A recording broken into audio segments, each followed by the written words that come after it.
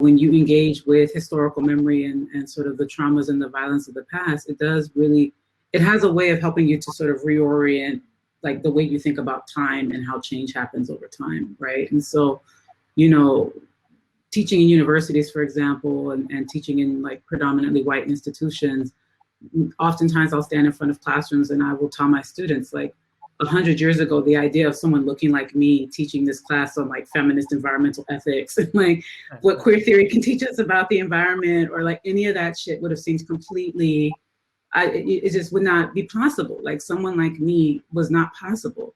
And yet here I am standing in front of you saying all of these things and doing all of these things with like, you know, my weirdo art, hippie, anthropology self.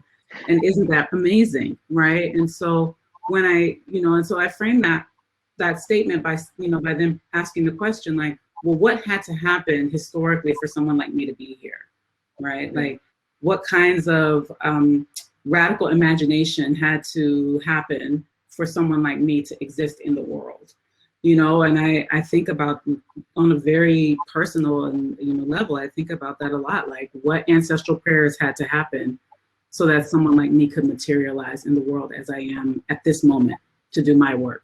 You know, I get that the climate change is a paralyzing sort of social and political issue that people kind of freeze in the face of the scale of it.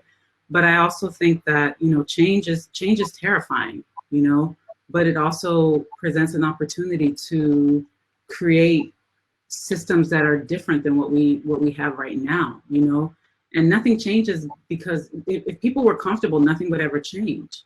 You know, climate change is presenting us with this possibility of being able to transform these really radically unequal systems that we have been born into and to imagine something else. And so the question that we're asking ourselves is, it's not about like looking for some technological solution that's going to solve all of our problems. It's about really asking ourselves, do we have the ability to imagine something different?